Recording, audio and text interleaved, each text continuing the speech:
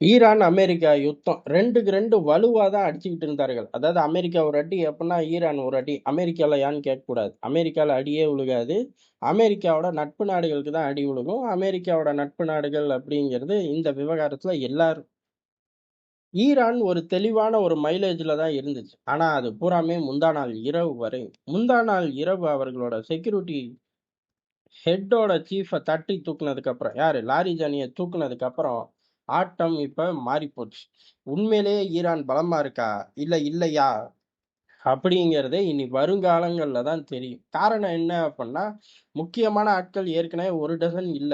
ஆனாலும் இவர் ரொம்ப ரொம்ப முக்கியமான ஆள். ஏன் அப்பன்னா, பழைய supreme leader Ali Khamenei, Ali Larijani கிட்ட தான் எல்லா பொறுப்புகளையும் குடுத்திருந்தார். அதாவது புதிய சுப்ரீம் லீடர தேர்ந்தெடுக்கிறது, ஐஆர்ஜிசிக்கு புதிய தலைவர தேர்ந்தெடுக்கிறது. ஒருவேள அவர்களுக்கு டிக்கெட்ட கிழிச்சு கையில குடுத்துட்டாய்ங்க அப்டின்னா, ஆட்டோமேட்டிக்கா அடுத்தடுத்த ஆட்கள உருவாக்குறது. இந்த கமேனி ஆட்சிய அப்படியே நிலைநிறுத்துறது ஈரானுக்குள்ள. ஐஆர்ஜிசிய அப்படியே நிலைநிறுத்துறது. இது 2ல ஏதாச்சும் 1 இல்லைனாலும் 2 ஒழிஞ்சு போயிரும். இத அப்படியே கட்டமைப்ப காப்பாத்துற மிகப்பெரிய பொறுப்பு அவர்ட்ட குடுக்கப்பட்டுச்சு. அவருமே சிறப்பா செஞ்சாருன்னு தான் சொல்லணும். காரணம் என்ன அப்படின்னா, அலி கமேனி அவர்கள் தட்டி தூக்குனதுக்கு அப்புறம், ட்ரம்பே ஒரு குஷியில தான் இருந்தாரு. கைக்குள்ள வந்துருச்சு, ஈரான் யுத்தம் முடிவு பெறும், முடிஞ்சிருச்சு, நம்ம ஜெயிச்சுட்டோம், நான் ஜெயிச்சுட்டேன் அப்படின்னு அந்த மனுஷன் வெள்ளை மாளிகையில குதிக்காத குதி இல்ல. ஆனா ஒண்ணுமே நிலைமை மாறவே இல்ல. பெரிய அளவு தாக்குதல் அப்படிங்கிறது தொடர்ந்து எல்லா பக்கமும் வெறித்தனமான ஒரு தாக்குதல நடத்த ஆரம்பிச்சுட்டார்கள்.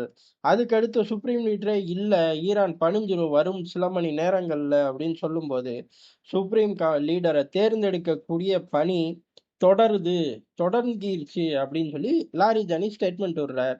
அதே மாரி ஒரு குழுவ கொண்டு வரார்கள். எது? சுப்ரீம் லீடர தேர்ந்தெடுக்கிறது, அதுவரை நாட்ட இடைக்காலமா நிர்வகிக்கிறது அப்படின்னு 2 முக்கியமான விவகாரத்துக்கு அவர்களுக்குள்ள இருக்கக்கூடிய அந்த சுப்ரீம் லீடர தேர்ந்தெடுக்கக்கூடிய குழு, அதே மாரி அங்க நீதித்துறையில இருக்கக்கூடிய ஆள், பிரைம் மினிஸ்டர் பஷ்கின் எல்லாரையும் உள்ளுக்குள்ள தூக்கி போட்டு, நிர்வாகம் இடைக்கால நிர்வாகம் ஆக்டிவா இருக்கு அப்படின்னு காட்டினார்கள்.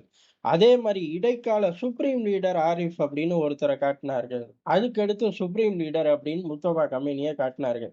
இது எல்லாத்தையும் தெளிவா ரொம்ப குறுகிய காலகட்டத்துல கொண்டு வந்ததுக்கு முக்கியமான காரணம் இவரோட பிரசன்ஸ் தான். ஐயே! இந்த மனுஷனுக்கு நம்ம அப்பயே டிக்கெட்ட கிழிக்காம விட்டோமே! அப்படின்னு அமெரிக்கா யோசிக்கிற அளவுக்கு பெர்ஃபார்மன்ஸ் அந்த காலகட்டங்கள்ல இருந்துச்சு. நமக்கு பிடிக்குதோ, பிடிக்கலையோ, எதார்த்தமான உண்மைய பார்த்து தான் ஆகணும். அதே சமய தாக்குதல் அப்படிங்கிறது ஐஆர்ஜிசிக்கு கட்டளைகள் எல்லா 100 தாக்குதலுக்கும் கட்டளைகள் மேல இருந்து வர்றது கிடையாது. எவ்வளவு வருதுன்னு நமக்கு தெரியாது. அமெரிக்காவுக்கும் தெரியாது. ஈரானுக்கே தெரியாது. அப்பேற்பட்ட ஒரு சூழ்நிலையில் தான் அவர்கள் இருக்கார்கள். இருந்தாலும் அந்த பெர்ஃபார்மன்ஸ் குறையாம இருந்ததுக்கு காரணம், இவரு குடுக்கக்கூடிய உத்தரவுகள். அதே மாரி பேச்சுவார்த்தை கிடையாது. 2 தடவ பேச கூப்பிட்டு எங்கள ஏமாத்திட்டீங்க அப்படின்னு சொல்லி பேச்சுவார்த்தை கிடையாது அப்படின்னு சொன்னது. ஸ்ட்ரெய்ட் ஆஃப் ஹார்மஸ மூடுனது. எல்லாமே இவர் தலைமையில எடுக்கக்கூடிய முடிவுகள் தான். தலைமை இவர் எடுக்கக்கூடிய முடிவு அவ்வளோதான். ஏன் அப்புட்ன்னா, பல விஷயங்கள் பிரசிடென்ட் பெஸ்கின்ட்ட போம்போது கூட, லாரிஜானிட்ட கேட்டுக்கங்க அப்படின்னு சொல்லி அவர் விலகி போயிட்டார் அப்படிங்கிற தகவல் தான் வந்துச்சு. அந்த அளவுக்கு புதிய நிர்வாகத்த தேர்ந்தெடுத்து, அதுக்கடுத்து வரக்கூடிய எல்லா விவகாரங்களையும் கையாள்ற முக்கியமான குழு தலைவரா இருந்தார். இவருக்கு கீழ யார் இருக்காங்கன்னுலாம் தெரியல. எல்லாத்தையும் இவரு கண்ட்ரோல்ல வச்சு ஆப்பரேட் பண்ணார். இதுக்கு அடுத்து முக்கியமான விஷயம் பண்ணார். அதுல தான் இவர் மாட்டிக்கிட்டாருன்னு சொல்லப்படுது. என்ன அப்படின்னா, சுப்ரீம் லீடர் இறந்த அன்னைக்கே இவரு பிரஸ்ஸ பார்த்து அட்ரஸ் பண்ணாரு. அதாவது அவங்க ஊரு டிவி தான். அவங்க ஊரு ஏஜென்சி தான். அத கூப்பிட்டு ஒரு டீட்டெயிலான ஒரு இன்டர்வியூவ குடுத்தார். அது மட்டும் கிடையாது. இப்படி இன்டர்வியூ குடுக்கிறத வழக்கமாவே வச்சுக்கிட்டார். அதாவது களத்துல ஈரானோட ஒரு முக்கியமான லீடர் பிரசன்ட் ஆகுறார் அப்படிங்கிறத. அதாவது மறைவிடத்துல இல்லை. ஏன்னா இடைக்கால நிர்வாகமும் மறைவிடம். அதுக்கடுத்து இடைக்கால சுப்ரீம் லீடரும் மறைவிடம். இப்ப பிரசன்ட் சுப்ரீம் லீடரும் மறைவிடம். பஷ்கின பொறுத்தவரை அவரு சில ஹாஸ்பிட்டல் ஃபுட்டேஜ்லாம் ரிலீஸ் பண்றாரே ஒழிய, அவரும் மறைவிடம் தான். பெரிய அளவுல டே டு டே கனெக்டிவிட்டில எந்த தலைவரும் இல்லை அப்படிங்கிற ஒரு சூழ்நிலை உருவாகாம பார்த்துக்கிட்டார். காரணம் அமெரிக்காவ பொறுத்தவரை தலைகளே இல்லடா, தைரியமா போய் ஆட்சி அதிகாரத்த புடிங்கடா அப்படின்னு மக்கள நோக்கி கத்திக்கிட்டு இருந்தார்கள். அதுக்கு ஒரு பிரேக் போடுற விதமா இவரு இந்த வேலைய பண்ணாரு. இந்த வேலை மட்டும் கிடையாது. அடுத்து ஐஆர்ஜிசியோட ஒரு அணிவகுப்பு, குட்ஸ் ஃபோர்ஸோட ஒரு அணிவகுப்பு இவரே பங்கேற்கிறாரு.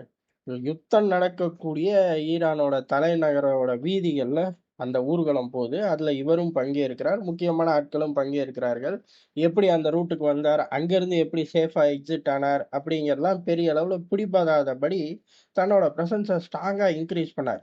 இந்த காலகட்டம் தான் இவருக்கு டிக்கெட்ட கிழிக்கணும் அப்படின்னு சொல்லி மும்மரமா காய்கள் நகர்த்தப்பட்டிருக்கு. காரணம், இவர் இதுக்கு முன்னாடி அணு ஆயுத பேச்சுவார்த்தையில இருந்த ஒரு ஆள் தான். ஐஆர்ஜிசில தளபதியா இருந்த ஆள் தான். அதனால ராணுவ பின்புலமும் இருக்கு, அரசியல் பின்புலமும் இருக்கு. எது இப்ப அமெரிக்கா கூடயே டைரக்டாவே இன்டராக்ஷன் பண்ண அரசியல் பின்புலமும் இருக்கு.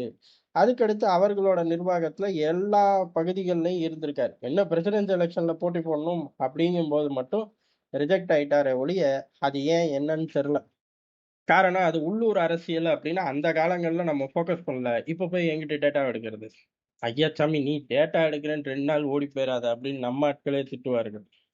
மத்தபடி ஒரு ஹெவி வெயிட்டான ஆள். எது? உள்ளுக்குள்ள எல்லா அவர்களோட நெட்வொர்க்லயும் ஒரு நல்ல எக்ஸ்பீரியன்ஸான ஆள். அதனால தானே மொத்த ஸ்ட்ரக்சரையும் வடிவமைத்து பார்த்துக்க அப்படிங்கிறதும், அடுத்தடுத்து ரீப்ளேஸையும் பார்த்துக்க அப்படின்னு சொல்லியிருக்காரு.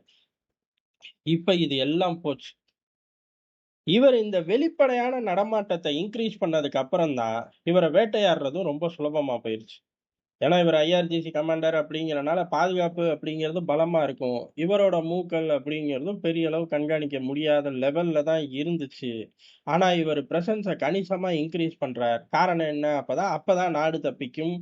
இப்ப உள்ள ஆட்சி கூட்டம் தப்பிக்கும் அப்படிங்கிற யுத்தம் நம்ம கைக்குள்ள இருக்கு அப்படிங்கிற விஷயத்த வெளியில கொண்டு வர முடியும். ஏன்னா, இவர்கள் இல்லாட்டி யுத்தமே இல்ல. ஒரு இனக்குழு தான் உட்கார்ந்து ஆட்டி படைக்குது. ஸ்ட்ரெய்ட் ஆஃப் ஹோர்முஸ தாக்கிட்டு இருக்கு. இது ஒரு தீவிரவாத இயக்கம். எல்லா நாடும் படைகளை அனுப்புனா ஐநால உட்கார்ந்து தீர்மானத்த கொண்டு வந்துர முடியும். அமெரிக்காவால ரொம்ப ஈஸியா.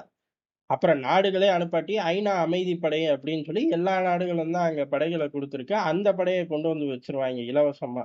இப்படி எதுவுமே நடக்காம டக்குன்னு தூக்கிட்டு வர்றதுக்காக, இவரு பெரிய அளவுல தன்னோட பிரசன்ஸ இன்கிரீஸ் பண்ணாரு. அதுவே இவர வேட்டையாடுறதுக்கும், அமெரிக்கா, இஸ்ரேலுக்கும் சுலபமாயி போச்சு. அப்படிதான் முந்தா நேத்து இரவு அவரோட மகள் வீட்டுக்கு போயிருக்காரு. அத இஸ்ரேலோட உளவுத்துறை ஸ்மெல் பண்ணிருச்சு. அமெரிக்காவோட உளவுத்துறையும் ஸ்மெல் பண்ணிருச்சு. டீட்டெயிலா எப்படி அதாவது கமேனி அவர்களோட பாதுகாப்பு அதிகாரிகளோட அந்த கான்வாய மானிட்டர் பண்ணியே பெரிய அளவு அவர தட்டி தூக்கிட்டார்கள். இது பெரிய அளவு ஒரு ஸ்ப்ரெட் ஆச்சு. ஆனா இப்ப லாரிஜானிய எப்படி கண்டுபிடிச்சார்கள்? காரணம் மகள் வீட்டுக்கு போறார். மகள் அங்க இல்ல. ஆனா மகன் அங்க இருக்கார். முக்கியமான ஐஆர்ஜிசியோட தளபதிகள் இருக்கார்கள். அவரோட பாதுகாப்பு அதிகாரிகள், பாதுகாப்பு குழு அப்படின்னு நெறைய பேர் இறந்ததாக தான் செய்தி வருது. இவரை எந்த ரூட்ல ஸ்மெல் பண்ணார்கள் அப்படிங்கிறது இப்ப வரையும் விஷயம் வெளில வரல. மிக விரைவில் வந்துரும். காரணம் சுப்ரீம் லீடர எப்படி ஸ்மெல் பண்ணோம் அப்படிங்கிறதே போட்டு உடைச்சுட்டார்கள். அரச புரசலா அவர்களே போட்டு உடைச்சுட்டார்கள். இந்த மாரி கான்வாய ஃபாலோ பண்ணோம் அப்படிங்கிறதா. அப்படி இருக்கும்போது கொஞ்ச நேரங்கள்லயே இன்னொரு ஸ்டேட்மெண்ட் இஸ்ரேல் அஃபிஷியலாவே அறிவிக்குது. அதாவது லாரிஜானி தலைக்கு பல மில்லியன்கள் அமெரிக்கா விலை வச்சுச்சு. ஆனா நாங்க ஓசிலயே அந்த ஆள் ஜோலிய முடிச்சுட்டோம் அப்படின்ருக்கார்கள். அப்படி நாங்க முடிச்சதுக்கு காரணம் என்ன அப்படின்னா, அந்த பகுதியில இருக்கக்கூடிய ஈரான் பிரஜை ஒருத்தர் குடுத்த ஒரு சின்ன தகவல் தான் அப்படின்னு சொல்லியிருக்காரு. அந்த பிரஜைக்கு சன்மானம் இல்லையோ!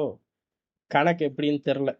ஆனா அமெரிக்கா குடுத்த விலைய இல்லாம நாங்க தனியா சாதிச்சுட்டோம் அப்படின்னு சொல்லி இஸ்ரேல் அறிவிச்சிருக்கு. பின்னணி விவரங்கள் வரும்போது நம்மளும் இங்க விரிவா பார்ப்போம். இப்ப யுத்தம் முக்கியமான கட்டத்துல இருக்கு. இப்ப ஒரு அடி ஈரான் வெற்றிகரமா எடுத்து வச்சிருச்சு அப்படின்னாலும், அமெரிக்காவுக்கு பழையபடி தலைவலி ஆரம்பிச்சுரும். இல்ல யுத்தம் ஒரு அடி கூட எடுத்து வைக்கல, திடீர்னு 10 அடி எடுத்து வச்சுட்டான்னு கேட்கக்கூடாது. எங்கிட்டோ எடுத்து வச்சு கிளம்பிட்டாய்ங்கன்னாலே, அமெரிக்காவுக்கு புதிய தலைவலி வந்துரும். இல்லை, அதே இடத்துல தான் நிக்குது அப்படின்னா, ஆட்டோமேட்டிக்கா ஈரானோட கை கொஞ்சம் இறங்குது, இல்ல நல்லாவே இறங்குது அப்படிங்கிறத ஸ்மெல் பண்ணலாம். இருந்தாலும் இது ரொம்ப ஆரம்பமான ஸ்டேஜ் தான். இப்போதைக்கு அங்க ஒரு பதட்டம் இருக்கு. அந்த பதட்டம் அப்படிங்கிறது களத்துல ரிஃப்ளெக்ட் ஆகுற லெவல்ல இல்ல. அதே சமயம் அமெரிக்காவோட அடுத்த கட்ட அடி. காரணம் இப்படிதான் நம்ம சுப்ரீம் லீடருக்கு கனெக்ட் பண்ணோம். கடைசியில யுத்தம் ஜம்முன்னு அவனுங்க பாட்டு 15 நாள தாண்டி பண்ணிக்கிட்டு இருக்காய்ங்க. லாரிஜானிக்கு கனெக்ட் பண்ணி ஏமாறக்கூடாது அப்படின்னு அமெரிக்கா சில நடவடிக்கைகள எடுத்திருக்கு. அத விரிவா அடுத்த வீடியோல பார்ப்போம்.